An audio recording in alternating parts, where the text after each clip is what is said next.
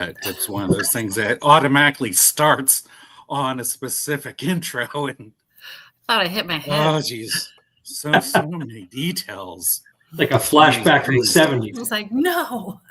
Yes, it's indeed a flashback from the 70s. But anyhow, everybody out there, welcome to our pre-race meeting. What we are doing is what we like to do is to have our pre-race meeting ahead of time online, because no one likes to stand around for an hour at the race registration Friday night while everyone needs to get their beauty sleep for the next day. And this is a way that we can get through everything that we need to get through. And also it's a chance for, if you miss it, you have an entire week to review the video and talk about what is going on. So let me introduce some of the team here today. We have my Sergeant-in-Arms, my co-director, Jade Oaks. Hi, hello. Hello. We have also our medical director, Steve Pagano, the volunteer czar, Janice, who, if you're a volunteer, you might have had interactions with her. And then Lee Arbogast, our trail boss that was responsible for getting the course up and race ready. So what we're going to do is we're going to start it off with Jade. Jade will probably do some introductions, a little bit more about our organization. So Jade, if you can take that. Take it away. Thanks, Ben. I'll make this super quick, but I just want to talk a little bit about the parent organization of the Eastern States 100, which is the Eastern States Trail Endurance Alliance. You'll see a whole bunch of our team walking around this weekend with shirts that have our Eastern States Trail Endurance Alliance logo on them, and they say race staff on them. We've gotten all official this year. And basically, we were founded as a nonprofit organization to put on the Eastern States 100, as well as several other races that we have now that I'll mention in a minute here, and to really be able to give back to the trail community, to be able to give back to the state parks. We do a lot of trail work. We make a lot of donations. So this organization is really put together to do all things trails, all things outdoors. We're an all-volunteer organization. So every one of us that you see is a volunteer. We are not paid to do anything that we do, which, there are days that I hang out with Ben a lot and I feel like I deserve some compensation for that, but that's not happening. So, but we're an all volunteer organization. Everybody takes a turn. So if you are interested in getting involved with us, reach out to one of us. We'll be in yellow t-shirts this weekend, and we'll be happy to hook you up with some jobs that we need done. Also, you, as anybody who is a runner or a volunteer after our race, will be getting a survey, and we urge you to honestly answer that survey, because we just want to make our organization the best possible out there. We not only run Eastern States, but we also have the Ironstone 100K, which Ben nicely showed us the logo at the beginning of this podcast. We do the Eagleton, which our friend Blake is the race director of that. They joined us. And we also do Sheastern States, which is a running camp that we do in the end of April, beginning of May. It's an all-female running camp that we do over some of the Eastern States course trails as a 3-day running camp for women. So those are just some of the things that we do. We have more stuff in the hopper that we're gearing up to get done here pretty soon, but it's all exciting, and we hope that you'll go looking for some more information on us. Ben. Can I give them a hint of what may be coming up? We're calling it Eastern States Nights. No, that's not what it's called. It's the thoughts there. It gives an idea Ben's of what's going to happen. Ben's working title. So yes, I am currently working with DCNR and a couple other entities to get our next running camp up and going. Look for more information on that after Eastern States. But I can tell you, I'll drop you a little hint. It includes night running. That's it. Yes. Nights. Cool. Yes. Yeah, we'll work on that, Ben. Strange things happen at night. But Yeah. anyhow, I digress. I'm going on like so little sleep right now, so half the stuff that I say is just out. But it gets worse. Wait till Sunday. Yeah, wait until Sunday. The finish line will get pretty interesting. So let's continue on. Down below is a very important phone number. The reason that phone number is important, every year we have some individuals that do not let the race team know that they leave the course, and we end up trying to find these individuals. And if you have heard from the news the last couple years, there was this one race, there was one person that got lost, and they were people were trying to contact them from a number that they didn't understand, so they didn't pick up, even though they were the rescue team that was trying to find them. So if you see this number, please answer it, because it is somebody from the race team that is trying to get a hold of you. So, please, if you see this number, put it in your phone, put some kind of code that must pick up or emergency or whatever. But this is the phone number that you need to answer whenever you can. So let's go through pretty much the schedule for race weekend. Friday, what we're doing is we are having race pickup, being a longer period this year. We're starting earlier and ending earlier. One of the big things is, bring your ID, go get your bib. There'll be, again, part of the race team. Well, the entire race team will probably be there to answer any questions that you may have. One of the things that we will ask you is, I know online we asked you what your whereabouts are race weekend in case we need to get a hold of you.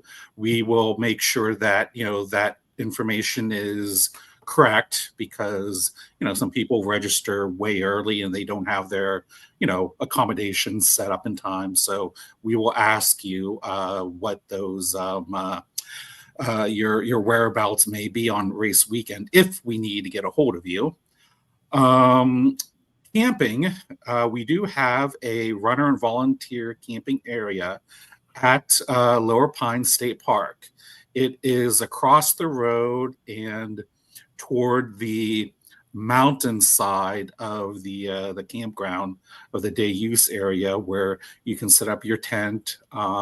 There's a little bit of room for RVs, but there are some places where you can park one. There's be porta johns and everything like that.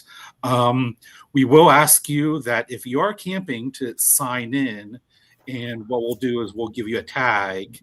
So if we need to go around and start searching for you by looking through tents, you can have the tag up in front of your tent, which prevents us from actually, yelling for you into each one of the tents. Prevents Ben from crawling into the tent with you. Oh, yes. And that I hear that does that. People Nobody wants appreciate that. Yeah, nobody wants that. There will be at the start, Revive will be there selling some of their gear, as well as Run PA. We also have some, leftover gear from previous races those shirts and other items will be available not for sale, but for donation. Whatever price that you want to give us, we will accept. So,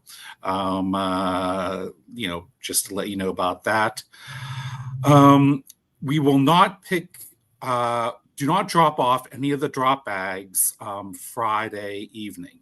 The reason is it's the wilderness. There's things like raccoons and bears that love to, eat some of your gels if they're not attended to. So we ask you to put your drop bags in the drop bag area. The map for where that is in the participation guide, and it's on the website.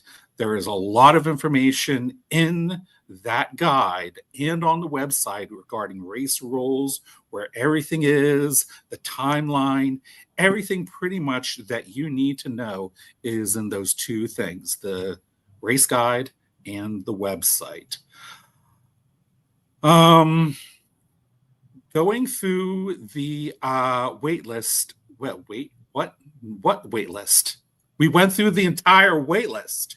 Yeah, we have spots open yet. We have spots open. Mm-hmm. Now, online registration is closed, but what that means is if you show up Friday evening and you have cash on hand, we will, if you don't go, I think we have 11 spots available on the Crude list and many more on the solo list. So if you really want to run,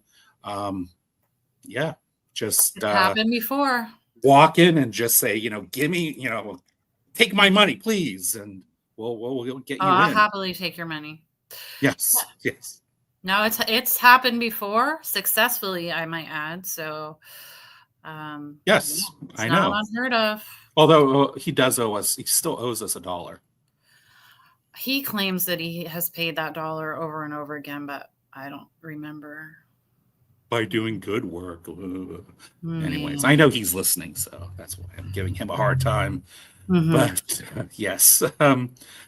But also, in addition to Friday, we're doing something new. We're calling it the Fun Day Funtivities. Friday. Basically, we will be having different events and activities going on throughout the afternoon on Friday. There is a Feats of Strength Trail Edition from 2 to 3. We've got kind of a trail themed version of Bingo Ono, I think what they're calling it, from that time, 3:30 to 4:30, and then kind of like a part relay team and other events going on from 5 to 6, and it's hosted by our good friend MC Hot Pants of the Running Mullet. So if you're a fan of her and know of her shenanigans, it's going to be an awesome time. So make sure you stick around for that. Saturday. Why don't you take that, Jade? Saturday, just like always, will be.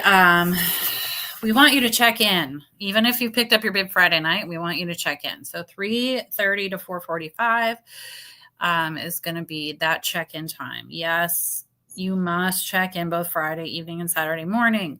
The reason for that is some people pick up their bibs and decide Saturday morning that they're not running. So we need everybody to check in so we know who's on the course.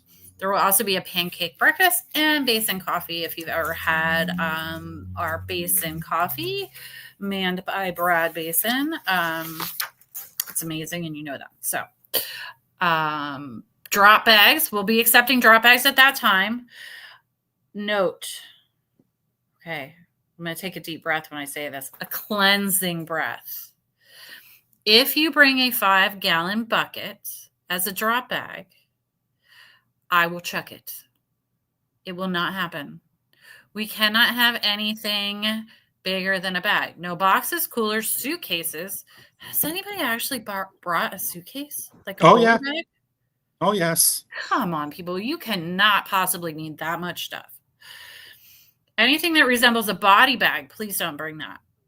10 inches by 16 inches and 6 inches deep or smaller. So, here's the thing. Even if you're running solo, our aid stations are absolutely top-notch phenomenal. You have a lot of experienced ultra runners. You have people that have a lot of them have finished Eastern States themselves. You have very seasoned aid station volunteers. You can't possibly need that much stuff. So please go by the rules, because you're going to be really unhappy at 4:30 in the morning if I'm standing there telling you, no, you have to pare this bag down. And I will do it. So leading up to that, then 4:45 a.m., we'll have any last minute announcements. That will be by Ben, and Ben will probably not be all that coherent, so he'll keep it brief. And then at 5 a.m., you're off. So you start your trek through the PA wilds. Yeah. Yep. I guess what the Indians call the wild and bewildering river, and I think the latter might be more appropriate. So. Oh, it was bewildering today a little bit. Yes. Yes. So that's a story for another time. Right. But anyhow, let's talk about Sunday. Sunday we'll have finish line campfire. We'll make announcements. The winter watch, or the race headquarters, will probably be open around 2 a.m., 3 a.m., depending on our estimate on when the first runner will be showing up. And there will be food provided for the runners and volunteers this year. Compliments of the Waterville Fire Department will be serving food. And will we have a food truck for everybody else? Yes, Real Taste Food Truck will be there. They were there 2 years ago. So they'll be there. It's a taco truck. So for any of the family, spectators, pacers, all of that, they will be selling Mexican food.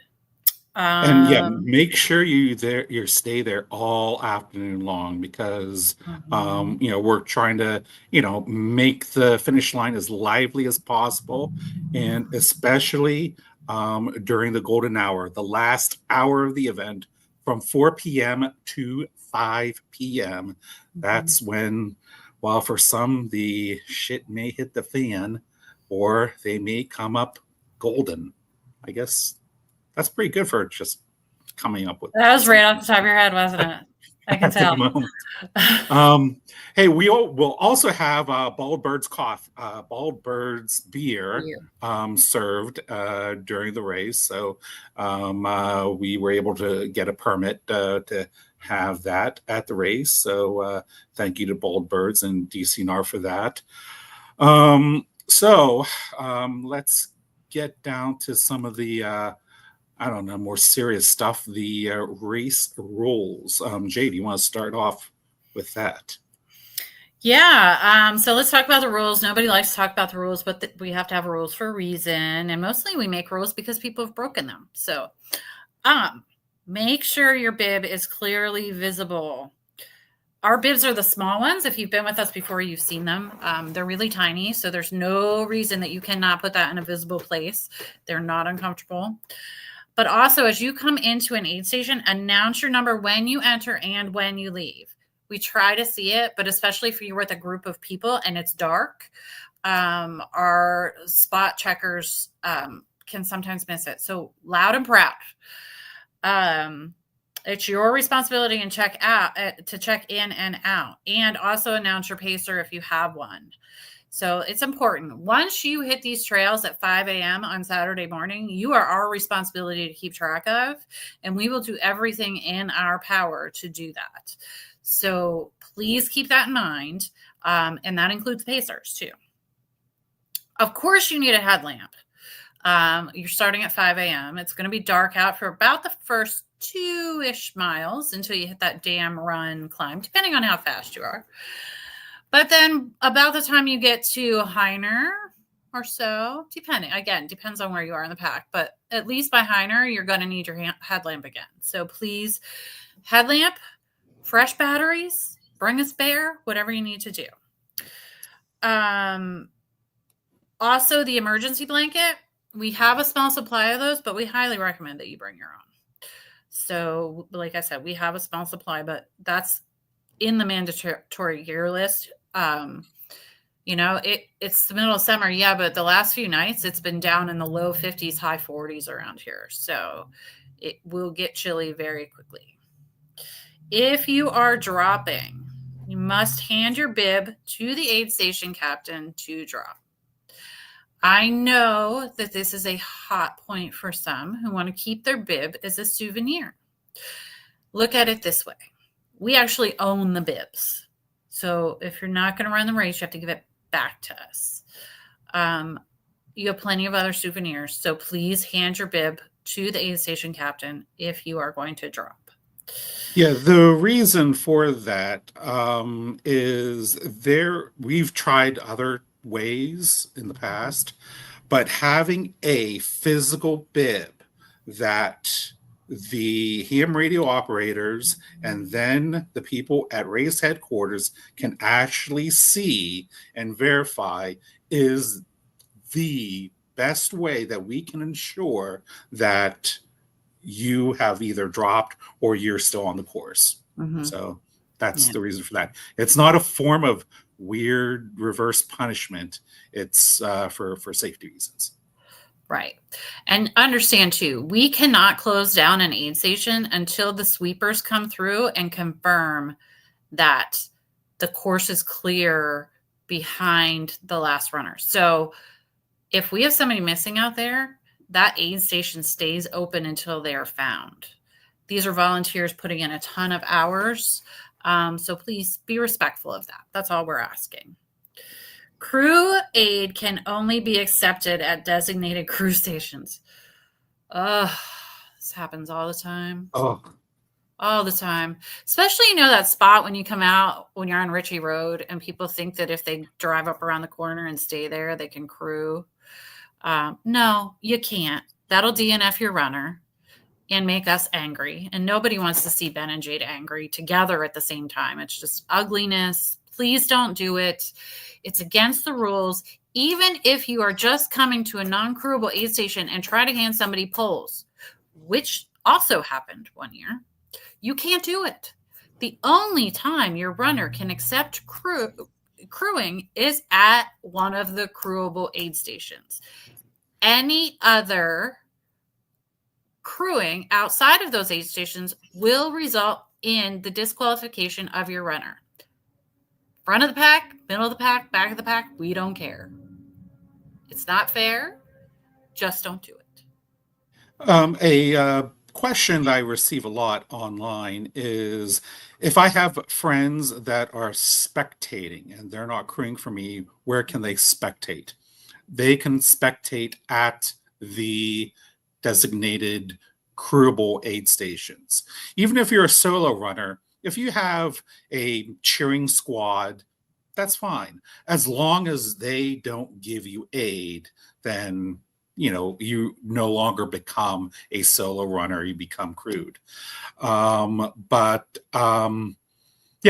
So make sure you go to the aid stations for that. Actually, we rather if those individuals, those spectators, ridicule your runner, because that's always fun. Just ask them why the hell they're doing this, and they could be doing something else, because that's usually what I do whenever I crew for people. Just yell insults at them, or you do things that make them think that their car is broken down. Oh yeah, I do that to you? Yeah. Yes. Fun time. Do you want to talk about the new pacer registration guidelines, because I don't know what they are? Well, the new it's newish. What we've done is we wanted as many people, and whenever we say many people, we wanted everybody to register ahead of time online to register themselves as a pacer.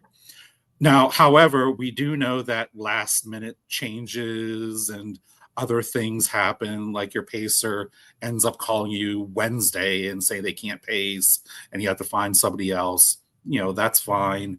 We're flexible about that. But, what we wanted to do was have as many people do that online so we can have all the paperwork done, sent to the aid stations and sent to the emergency people, so on and so forth.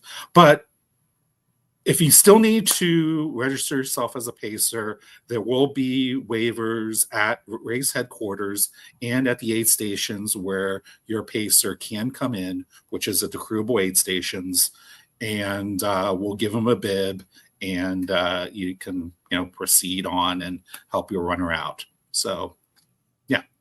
Groovy.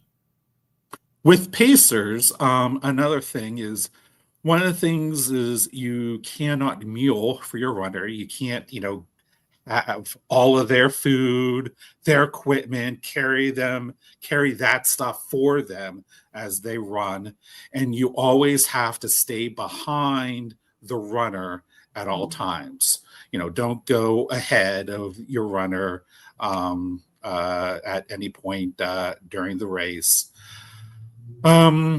Whenever you get to the aid station, cutoff times. The cutoff times are there for a reason. They're for safety reasons, for the volunteers and the aid stations to know when things are happening and so forth. Those times that we establish at those aid stations are the departure times. So if you come in to the aid station a minute before cutoff, don't think that you're in the clear. You need to leave at that aid station before that time. So make sure you are aware of that. I know there's other races that do things a little bit differently, but that's how we do things. That is the time that you must leave that aid station, or you will be pulled from the race. Plus, if you are pulled from the race, the aid station captain, again, will ask you for your bib.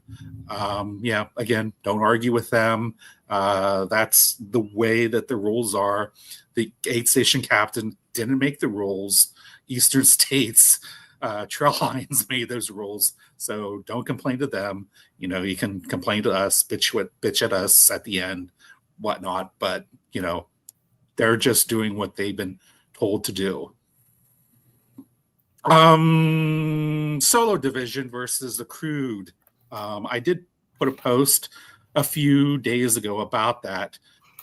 It's a very kind of a loose and honor system. The solo division means that you are running without a pacer and you have no crew to support you. Again, the Crude one is you have crew and you have pacers. Solo division can have spectators and other individuals that can give them mental reinforcement or whatnot.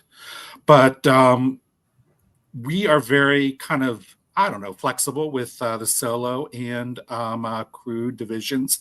For example, if you are a solo division and partway through the race, you're like, things aren't working out the way that I planned. I really need some help from some friends of mine. Then, yeah, you can become a Crude member right then and there. On the other hand, if it's the same situation, a different situation, but in reverse, where you are signed up as a Crude runner and maybe your crew don't show up Friday or Saturday, and you find yourself without a crew, or say like, oh, screw it, I think I can do this alone. Well, you can automatically put yourself into the solo division. What we're doing is at the end of the race, we're just going by the honor system where I will ask you, hey, did you finish solo or Crude? And if you say solo, then we'll just make a special acknowledgement that you are a solo runner and give you an extra piece of swag, a trophy to recognize that accomplishment. The other thing to keep in mind is the Crude runners will be issued a placard to get them into the aid station. So your crew will get one, and that's what will allow you into the aid station. Some of our spaces are very limited, so we're only allowing crew vehicles of Crude runners into the aid station. Part of the reason that we went to this division of the Crude versus solo was because the overwhelming amount of traffic that we're getting in the aid stations, and we really needed to start cutting that down. So please, one crew vehicle per runner for the Crude division would be appreciated. And again, without that placard, you will not be admitted into the aid station. Yeah, with the permits that we acquired from DCNR, they don't care if you're solo or Crude. I mean, that doesn't mean anything to them. They just want to know the total impact, meaning the total number of people that are going to be in the state forest at the aid stations. And from there, they can set what our caps are. So, yeah, that's the reason for that. Those two different divisions, and also run sign up just can't figure out who signs up for what, where, so on and so forth. So, anyhow, where we're talking insect apocalypse. The insect apocalypse. Oh, yes. Yeah. In fact, I think you might be talking about this. Yes. This is frightening. This is frightening in so many ways. As you can see, our aid station captain for Heiner went to Heiner Run this past week, and was almost eaten. He may still be out there. They have him tied to a tree, the last I heard. But anyways, yeah, black flies, biting flies have been an issue this year. I have noticed that, like in the past weekend, whenever the temperatures have cooled down, that there have been less number of biting flies. So that is fortunate. And also, if you're moving, if you're a runner, you shouldn't be too affected by it. There may be some gnats and other things. There's a lot of gnats today. Just tormenting you during the way, but the biting flies seem to have let go a little bit. And I know we made some accommodations, like for example at a Heiner Run, we may put the aid station over in the grass where for some reason there seems to be less biting flies than in the parking lot where it usually is. If that is the case, there'll be plenty of signage and course markings to lead you to where that aid station is. The course. The course looks fantastic, by the way. I know, you spent a lot of time on that course. It is beautiful. I was out to every aid station over the weekend, and then today I flagged some. And we have Lee changed my background. This is not a legit background, please. You should know that I do not have a baby grand piano in my living room. But Lee and team have just gone above and beyond. And I feel very comfortable in saying that this is probably the best condition this course has ever been in the history of the race.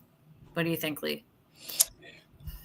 I really appreciate all of those that have put in so much time this year in this course. We are excited to showcase what we feel is the best area of Pennsylvania and the East Coast to all these runners. And it does. It looks fabulous right now. Mm-hmm. Central PA, we're known for our top-notch races and the conditions, and that's where we're at right now.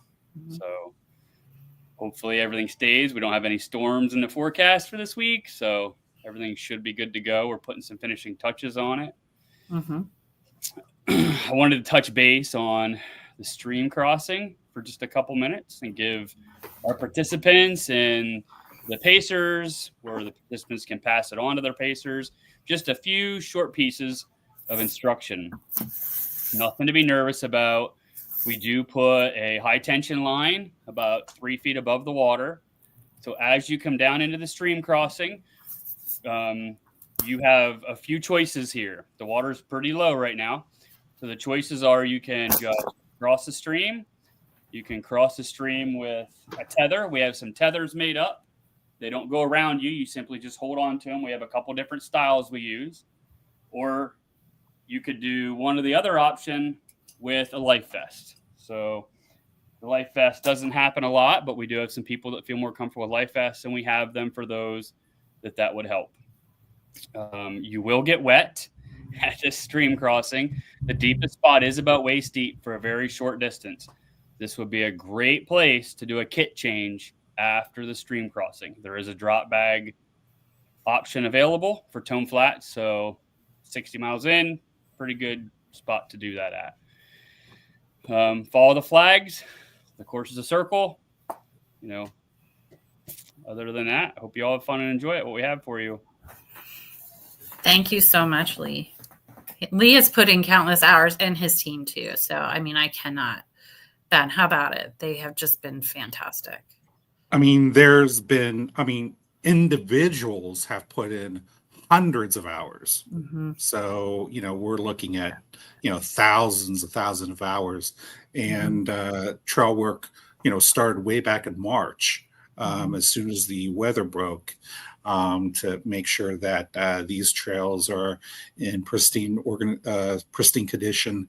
And, it'll be a good time to shout out to the Pennsylvania Trail Dogs that we share a lot of the trails with their Heiner 50K, their Heiner half.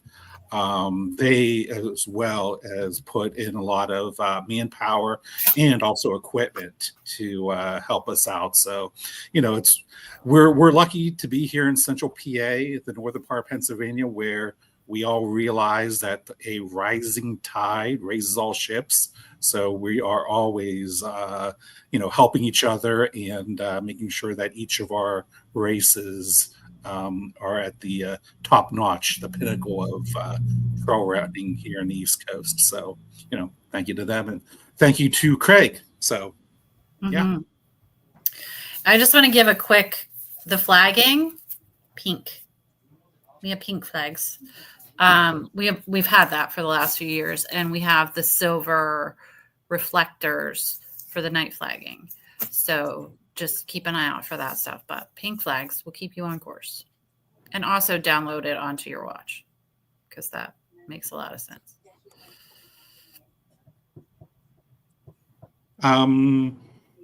Hazards. Are there hazards on the course? Don't play with snakes. No, they love belly rubs. I don't know why you guys don't pet the bears. That's about it. It's Central PA. We go. Yes. You don't even have to worry about the bears, but don't play with the snakes. It is Pine Creek. I don't want to scare anybody. There's snakes. There's rattlesnakes. If you don't see a rattlesnake, you probably weren't looking around hard enough. They're not going to come after you. Just don't poke at them. Just keep on going. Yeah. Get a reasonable distance and just go around them, and they'll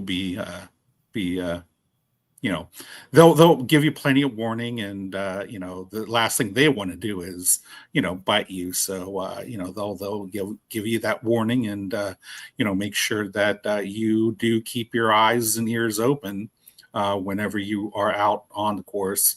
Don't wear headphones, for example, and listen to music while you won't be able to hear that distinctive rattle and other things.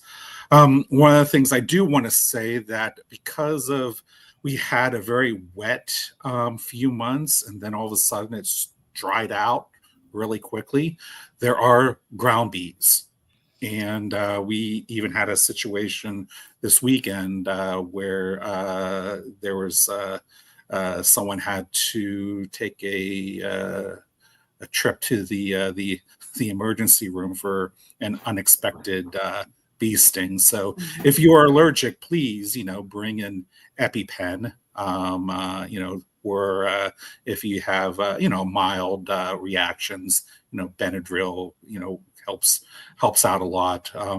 Steve, our medical coordinator, will talk a little bit more about that whenever we get to that segment. So we have taken care of the bee situation in the ground. And if a runner sees anything, like a bee situation, or, we've had snakes reported from runners before, we can radio back to the previous aid station and they can, give people a heads up too. So please report if you do see something like that. Please report that so we can handle it through the day. Yep. Excellent. Tracking. One of the many questions I had online is there, like, for example, tracking for runners? There is no live tracking. 2 reasons. One, there's cellular phone service that is very, very lacking in that region, especially as you travel further north, further along the course. One of the things that we've talked about in the past is using GPS tracking. The problem with that is, number one, we discovered that it doesn't do a very good job with the canopy and the deep hollows that we have along the course. And also, I don't think a lot of people would be enthusiastic if we had to raise the registration fees something about $65 to $75 per person if we had GPS tracking, which again would be marginally good at best. But if you're a crew and you want to know if your runner is still on the course, there are ham radio operators, communication personnel that can help you. And they can give you information if your runner is still on the course, but only ask them if they are they're not transmitting, they're not relaying any information or providing communications throughout the race. So, just ask them politely whenever they have a moment to check on the status of your runner, and they'll be happy to oblige. But other than that, basically it's a game of hurry up and wait. As someone mentioned online today, you just go to the aid station, just sit around and stare at the trail for hours on end, and hopefully your runner comes in on time. Make that sound if so you're appealing. Well, if you're an inexperienced crew, you kind of are worried, I'm worried about missing my runner. The more and more crew races, you learn to, do pacing estimates a little bit more better, and be a little bit more, you can anticipate things a little bit better. But your crew always kind of needs to be prepared for anything. You could be feeling great coming into the aid station, or you can be in a whole lot of need. So just hopefully you have a crew that can take care of you whenever, things may or may not happen. What else do we need to talk about? I think right now might be a good time to, for a moment, say goodbye, and maybe we'll bring them back later, but say goodbye to Lee. Bye, Lee.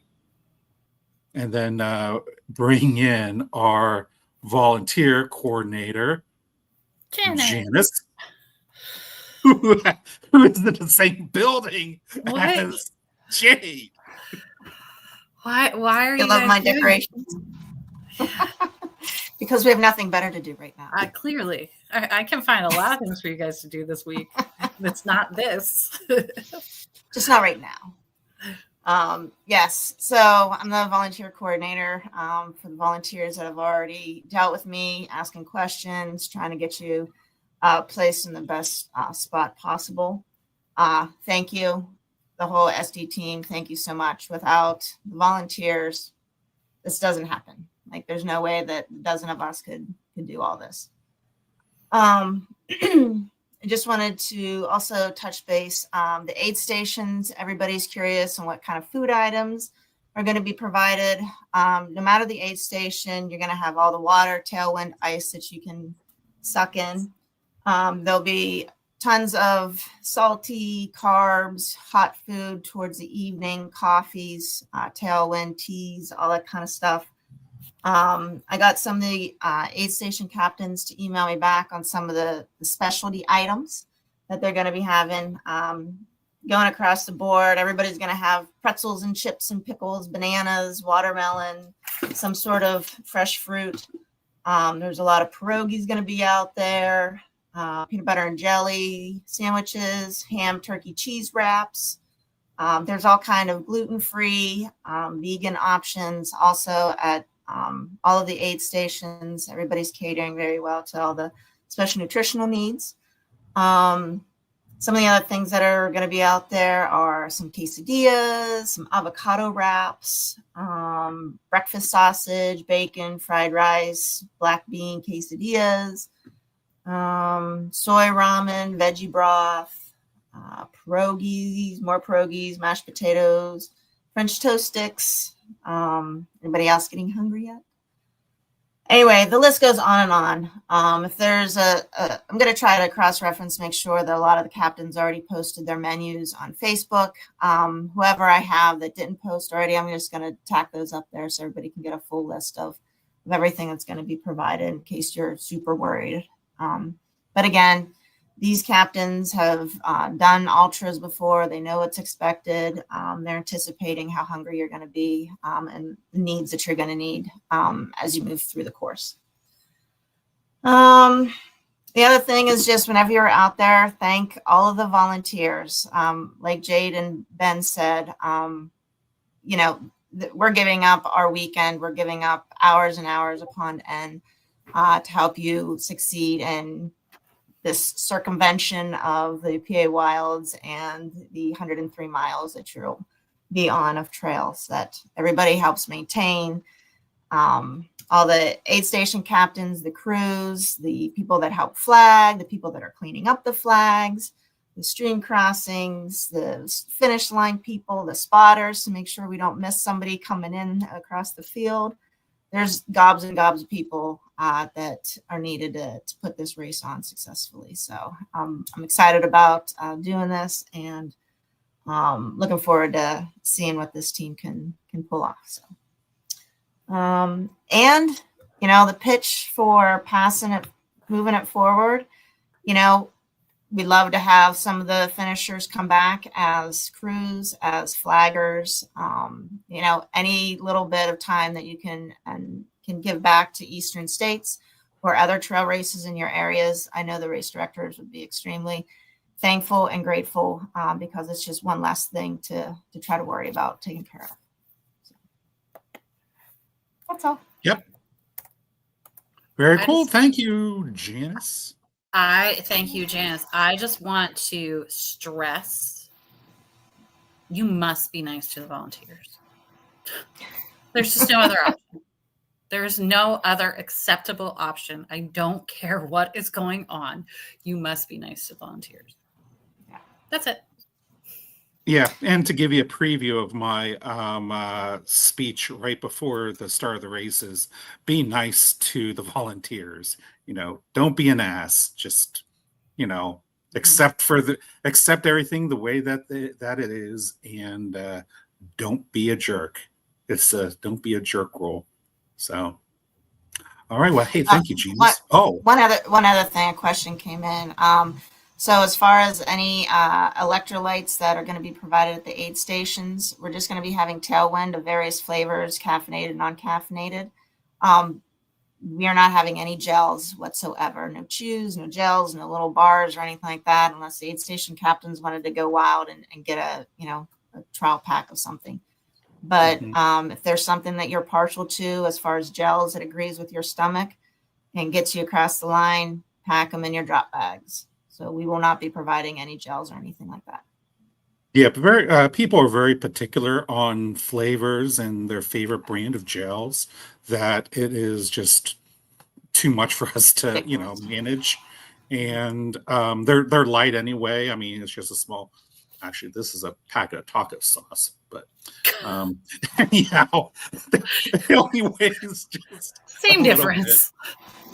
See, I thought I had a prop, but no, No problem. I was mistaken. So, anyways, thank you, Janice, and we'll catch up with you at the end. So, I know he probably didn't even know he was going to be online. There's a Blake. Hello, Blake. So, operations and logistics. So a weather update. So far, last time I looked, it looks like it'll be warm and sunny. So highs like in the lower to mid 80s. So it's almost typical Eastern States weather. Someone asked about the smoke forecast. Now, I can only find a forecast that goes out for only 48 hours in advance. So we probably won't know until Thursday or Friday. But considering that it's going to be warm and sunny, my thoughts is we're going to have weather coming from the southwest, and that'll be good since it won't be winds coming in from Canada. So I think we should be good with that. Whenever you get into the aid stations, there'll be big signs that tell you a lot of information. I know whenever runners come into an aid station, you're like, you haven't seen anyone for hours, and all of a sudden there's so many people, there's so many things happening. But these signs do give you an indication of what's coming up ahead. They will tell you the elevation profile, the elevation in feet, drop and climb to the next aid station, the number of miles, what is available at that aid station. Is there a porta-john? Is there not a porta-john? Is there other different facilities? Is this a drop aid station, non-drop aid station? And it will also tell you what's coming up ahead at the next aid station. So those informational posters are just jam-packed with information to help you succeed in your adventure across the PA wilds. Blake, can you talk about the dropped runners?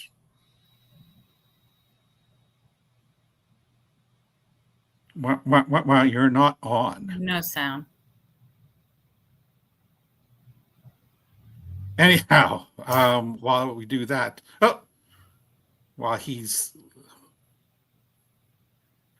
so whenever somebody drops, okay, at a rate other than getting their bib, we do have transportation for dropped runners. However, to maximize our efficiency, what we want to do is we want to pack the struggle bus with as many people as possible and get them back to the finish line. So you may wait several minutes to an hour or so until we have enough dropped runners to fill that bus, because many of the aid stations are a good 45-minute drive one way back to the finish. So what we want to do is maximize our load as much as possible. Do we have you, Blake? Mic check. Yay. Mic check. Woo! I'm surprised you didn't say anything when I came on, unless it was on before and then fell off, but I digress. So everything that Ben said about dropped runners, I do want to go back and just reiterate the point that Jade made several minutes ago about drop bags. please, please, please, please, please, pack consolidated. Definitely the bucket chuck it rule. Myself and a team of about 7 volunteers have to haul all of these drop bags all over the mountains and cram them into our trucks so we can get to the aid stations. So it just helps everybody if you can keep those tightly packed. That would be greatly appreciated. Anything else logistics wise? No, we're really part of the behind the scenes engine. You know, you might see some of our team picking up dropped runners, and as long as you have your drop bags to us at Saturday morning, we will make sure they get there for your aid stations. And then as the aid stations close, we will be bringing those drop bags back, kind of be in the logistics area, kind of up from the bathrooms. You may see us when you roll in to the start finish area. But then, you know, all of the drop bags will be available Sunday afternoon as well. Once that last drop bag station closes, we'll have everything back to you. All right. Thanks. Thank you. All right. One of the last things, and we don't want to be going on too long this evening, but let's bring in our medical coordinator, Steve Pagano. Hi. Hey, how you guys doing? Jade, I like your house. Yeah, it's lovely. Great. It seems like we all live in the same place. I think we're going to anyways. Yeah. Okay, so hey, just want to talk about medical, which we have to talk about. Hopefully nobody needs us. I have a couple main points I want to cover that some of the things are just a reiteration of what's already been talked about, but main points is the medical crew. We have a pretty vast crew assembled, spread out over all of the aid stations. And we're also being assisted this year by Heed Medical, which is providing us 10 roving EMTs that are going to be covering gaps in the aid station medical personnel list. So they'll be jumping from aid station to aid station, following the group of runners around. So that's something new for this year. But the main goal here of the medical crew is we are here to help you guys finish this race. It's a tough race, a lot of hill climbing. And so we see plenty of injuries. Most of them, I'd say 95% of them are easy stuff to get through and finish the race.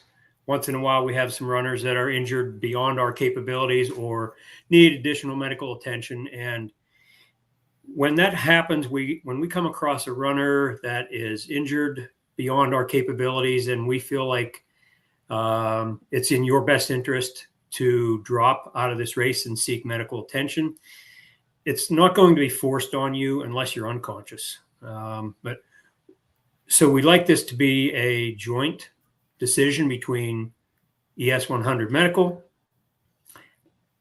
and the runners. So we will talk to you about what we see objectively as far as medical opinions. We want you to make an informed decision on whether or not it's in your best interest to continue on in the race. So we've seen things from deep lacerations that require stitches to just some old Monty Python mere flesh wounds. We've seen a lot of dehydration, heat injury, illness at nighttime. 2 years ago, we had 8 hours of cold rain. We had a lot of hypothermia. So patients needed warming facilities. We had those in place. So, we do have the authority to stop you from running if we deem it's in your best interest. But in all honesty, we want it to be a mutual decision between medical and the runners. let's see here. Next thing I want to talk about is just if you are on any prescription medications that you take on a regular basis, bring them with you. Take them on schedule. Don't ask medical crew for your blood pressure medication. We don't have it. You have to have it with you, or if you're on something else, a statin drug, whatever it is, take it on schedule. Don't skip a dose just because you're in a race. Actually, if you're in a race and you're sweating and physically exerting yourself and drinking a lot of fluids, you're going to be flushing those medications out of your system to begin with. So you have to stay on schedule with your medications. That's all there is to it. Some important facts with relation to heat illness, because I just looked at the forecast for the weekend. The high is supposed to be around 85 on Saturday, maybe a little warmer on Sunday. So we do have to worry about how do we stop people from becoming dehydrated? And really that starts with each runner. So starting today, now is the best time to start overhydrating to the point where, and this is the universal sign that you're hydrated fully. Check the color of your urine. If it's clear, you know you're hydrated. If it's dark yellow, you better keep drinking. So the highest risk occurs with high heat, high humidity, both of which are likely to be encountered during this race. So my best advice to all runners is to start hydrating early and often. Have if you are not a fan of tailwind, whatever you do use during your training, use during this race. Don't try to switch to something that you've never tried at the beginning of a 100-mile race. It's not smart. So you want to just stick with what you've been training with. If it's not what we use, then you bring with you what you will need. So we always like to think of hydration as a active strategy for prevention of heat illness. So some of the key things to recognizing heat illness.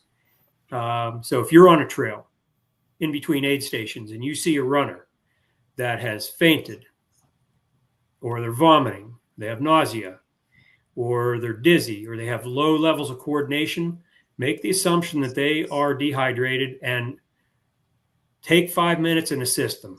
Give them some of your fluids, or assist them to the next aid station if they are able to if they're able to get on their feet. Or when you do get to the next aid station, let us know, warn us that we have somebody coming that may be dehydrated, and we will attend to that as quickly as we can. This year, we'll also have a automatic external defibrillator on loan from Heed Medical. So we'll have that in. We haven't decided the best place for that to be yet.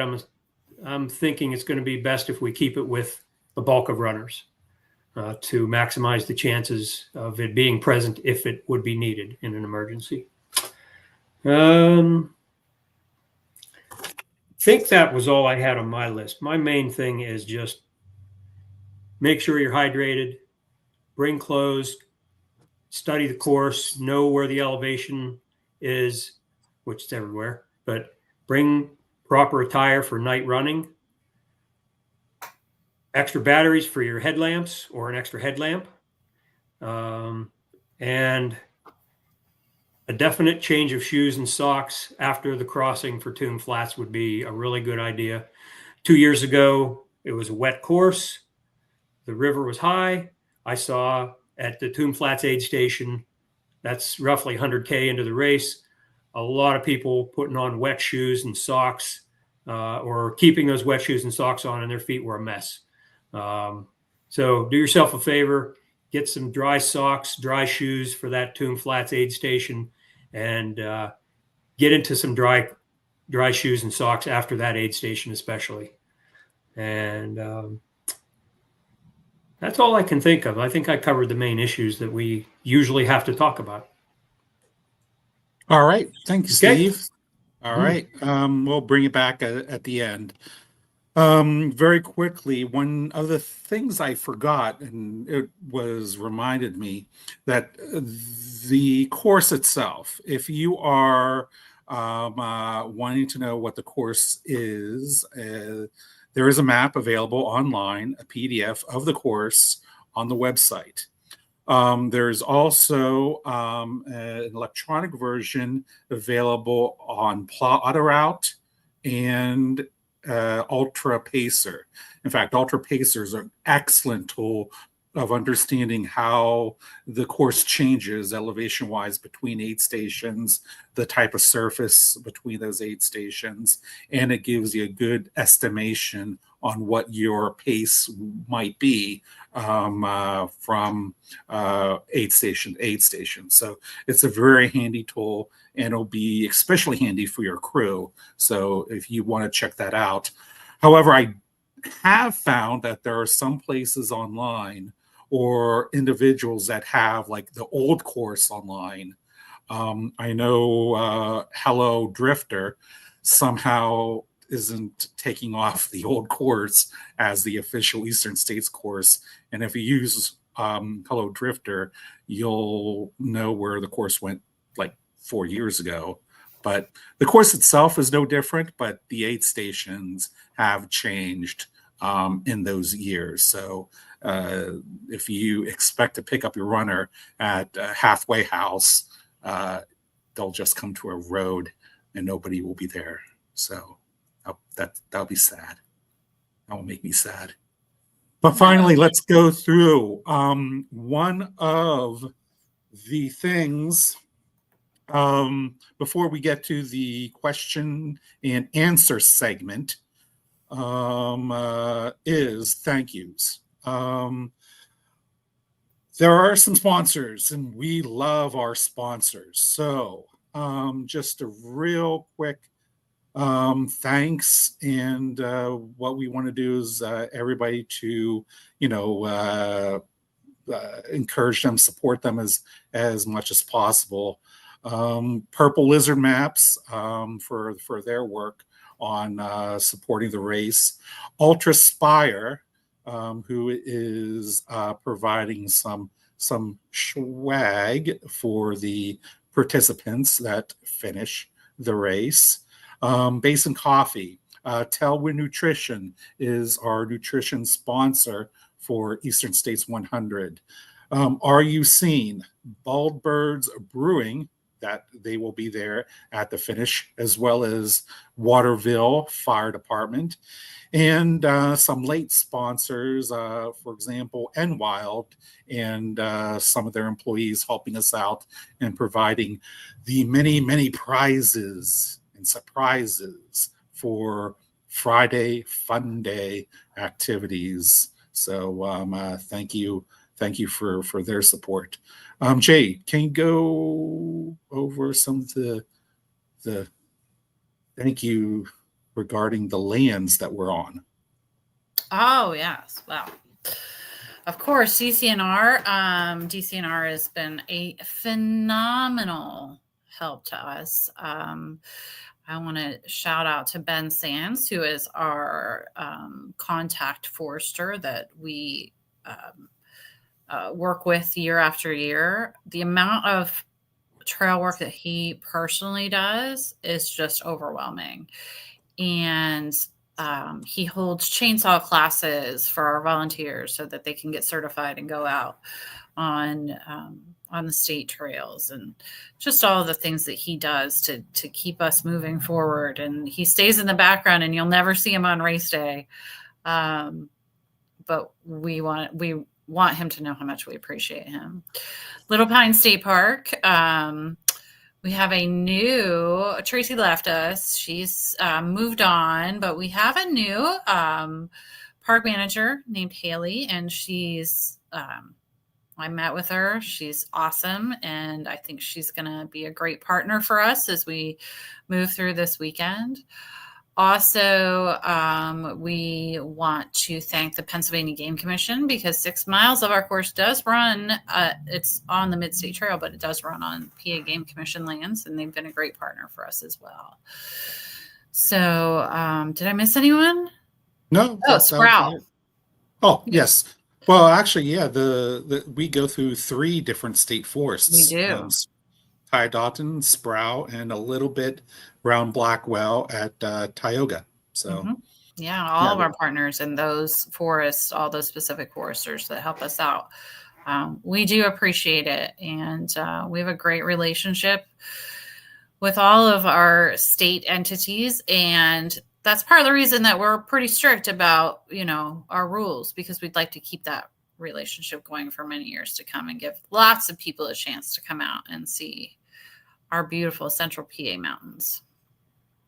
And talking about the beautiful mountains, there is a community, the Pine Creek Valley, that the course circumnavigates around, and we want to thank and tell you that not only is Eastern States an ultra marathon, but we have become like an economic driver in the region, and we really we want you to support the businesses and the communities that are in Pine Creek. There are many places to, grab a beer, grab lunch, grab dinner while your runners are on the course. There's plenty of things to do, the days before and the days after when you recover.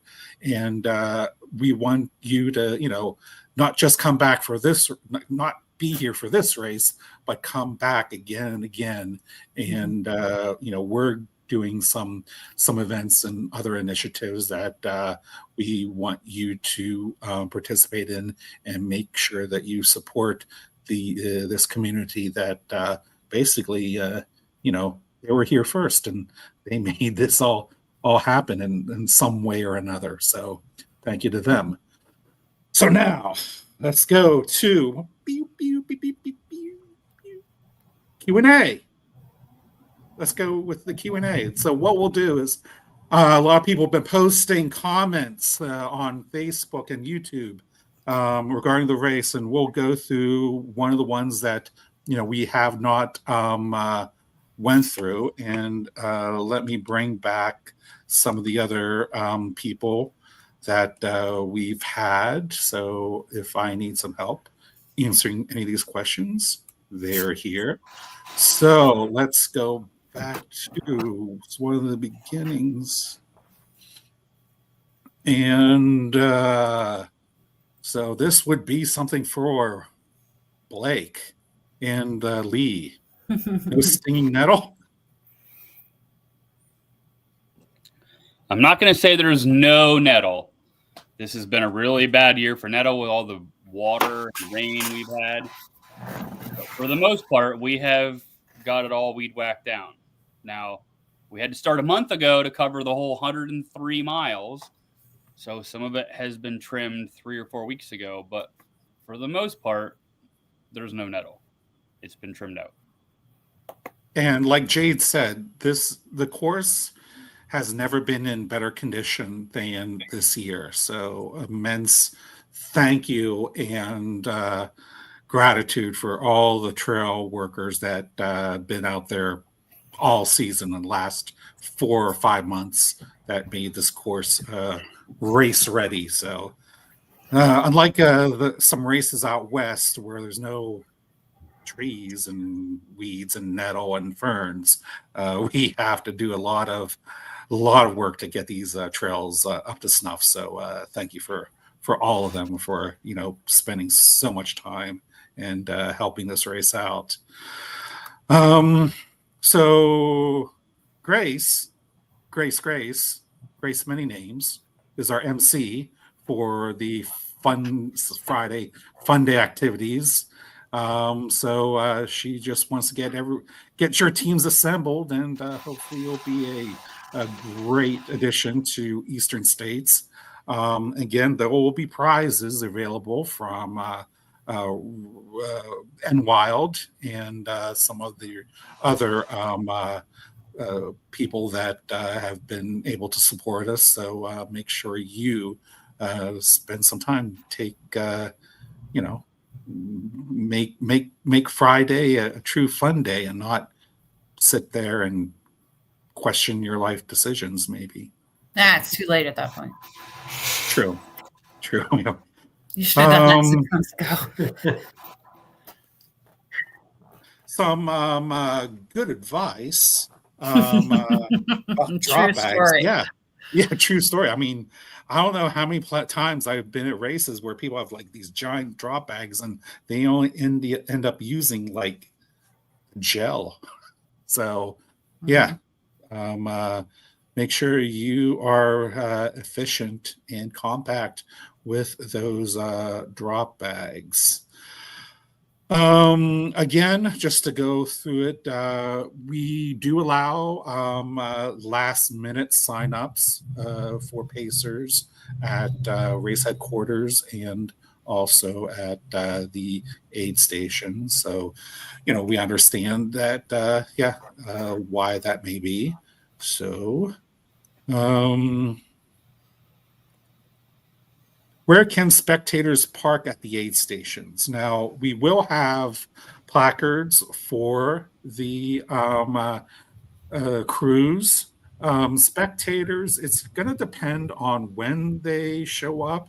If the aid station is already like packed with cars, they may have to park a bit further away and walk in to the aid stations. However, whenever things are a little bit lighter and there's plenty of room, they'll be allowed to park, as close as they can. So the only reason we do that is just to eliminate the number of vehicles that are on the roads.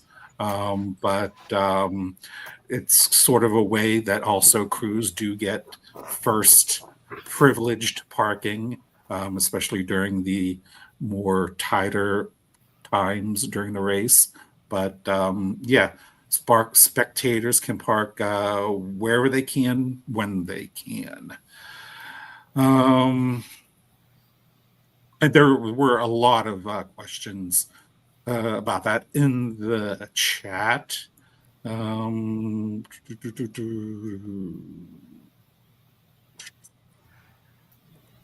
Mandatory gear. Well, mandatory gear, emergency blanket, of course. However, one of the things that we've talked about is, of course, you need a headlamp. And our recommendation is to have your headlamp at Heiner, aid station 7. The reason being is the section between 7 and Tomb Flats is a very long section.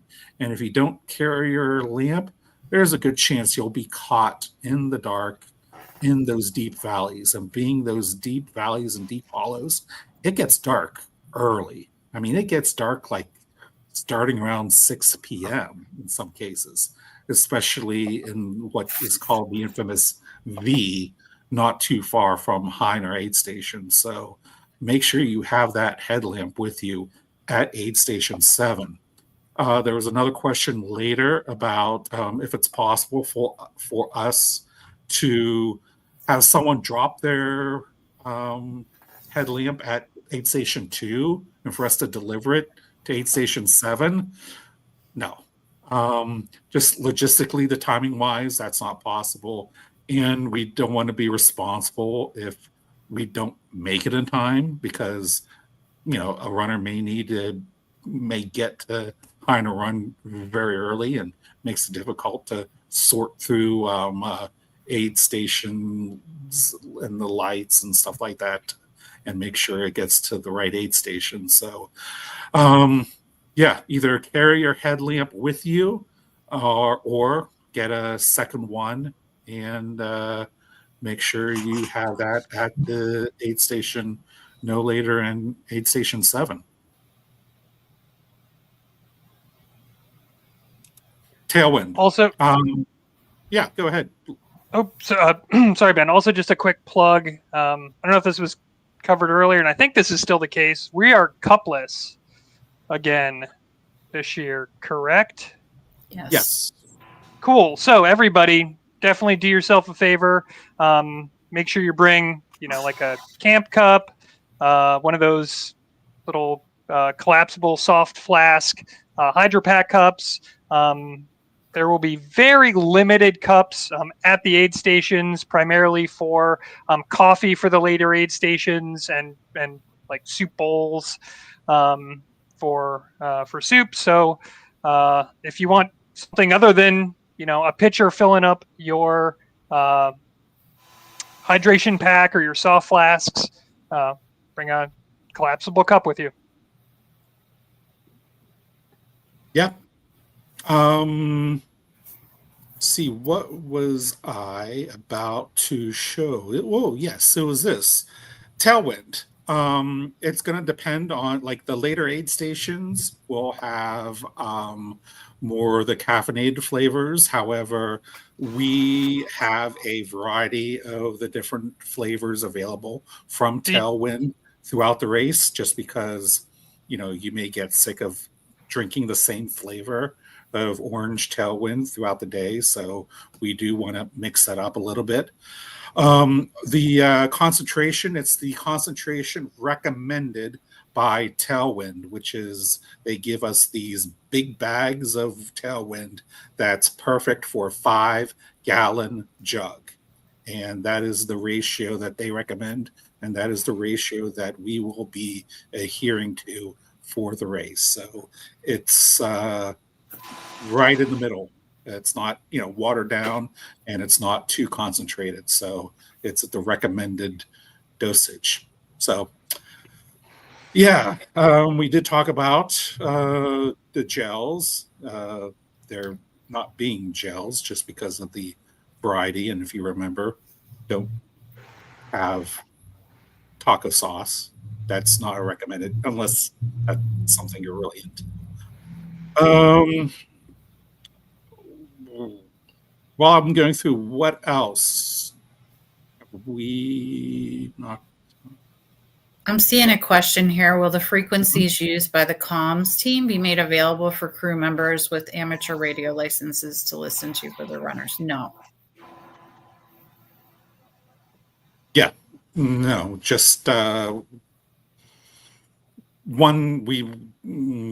It's going to, the different frequencies, there's going to be different frequencies used throughout the course, and different aid stations are going to be on different frequencies, and it's just some don't want to have feedback on one or multiple radios causing trouble with another, like someone that leaves their talk button on for some reason or another can really mess up the communications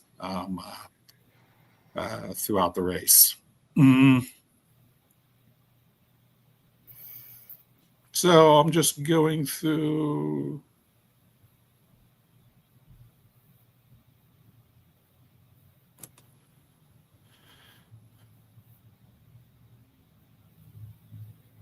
Yes. So we will have individuals, not runners, but runner transportation that will pick up dropped runners from aid stations and then deliver them back to the start-finish line. We are going to make sure that we have a full load of runners before we take them to the start and finish, because with aid stations being like a 45-minute drive back to the start and finish, we want to have as many dropped runners in that transport van before we take off. So we're not going back and forth to one aid station continuously. We can, make things a bit more efficient if we pack the bus. So, yeah. Will there be fireball? Janice, maybe. Yeah, Janice's thumbs up. You can find Janice. You can find Fireball, I guess. No, not anymore. I'm reformed. Sort of. That's up to your individual aid stations of what they're providing. The race is not providing Fireball. But I know whenever I ran aid station 3 back in the day, like in 2023, I always had a bottle of Crown because it was part of the Triple Crown. So. There you go. Ironically, I always had takers. Great. If you have a pacer that already registered online, they should pick up their bib at the race start, at bib check-in. Because what we do is, even though the bibs have just pace on the front, we do have information about them on the back. So if there is an emergency, we know who they are, and the certain information that we know a little bit more about for our medical teams. So yeah, if they already registered online, go to the race pickup, bib pickup, Friday. But if they haven't registered, then they can pick up the bib and fill out the forms at the start of the race, or at race pickup, or at the aid station where they are picking up their runner.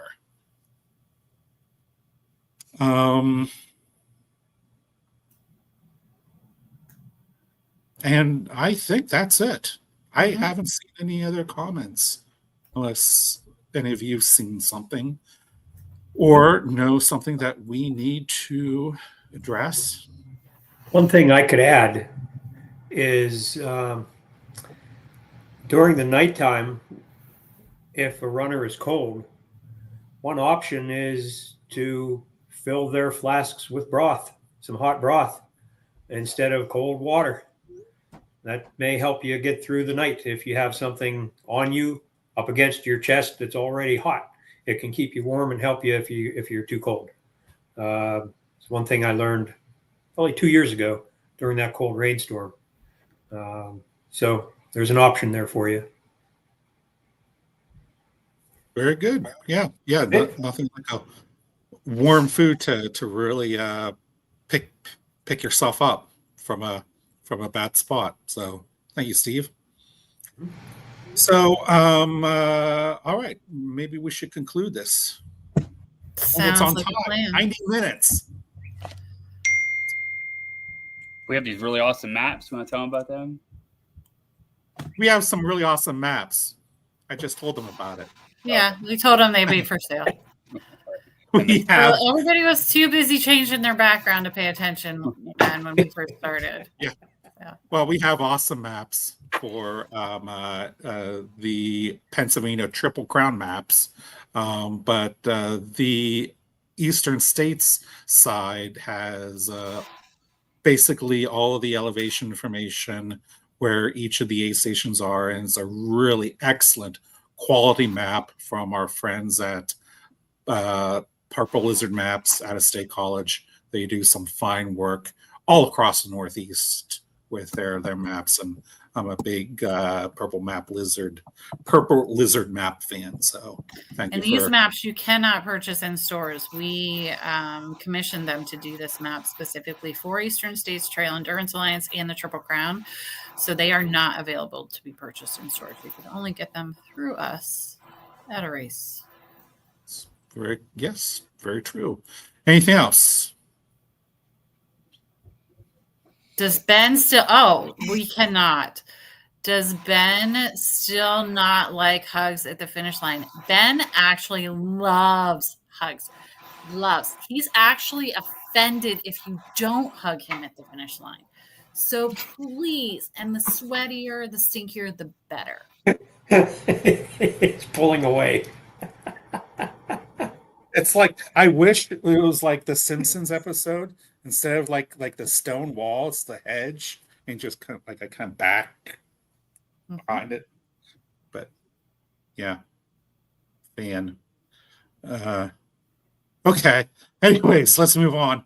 So I guess this concludes the event and the pre-race briefing. Again, if you want to see something again, you can always go back and review it. Or if you have a friend that did not see this and they're running the race, make sure they take a look at it. As for questions online, most of us will be out of, decent cell phone and internet coverage starting tomorrow, because we will be in Pine Creek, and it's kind of sketchy up there. So hopefully you have all of your questions answered. If not, you can always look at the website and the participant guide. We will have a printed version of that guide for you and your crew on Friday. So I guess that ends it. So thank you, everybody. Thank you, Jade, Lee, Janice, Blake, and Steve. Thank you for helping. The Brady Bunch. Yes, yeah. We need 3 more people. We would have like a center square, and Blake would have been the Free space. Yes. Yeah. So, all right. We just thank you very aged much. ourselves, guys. Well, there was Yeah. also like the match game, or tic-tac-toe, or the one with the Okay, whatever stop. Stop. End Hollywood, it. Hollywood Squares. Yeah. Yes. Okay, these people are done with us. They should. So, They all right. should be Well, done with us. yeah, they should be. Thank you, and I will, and everybody here will see you Friday. Thanks. Bye, everybody. Safe travels. Bye.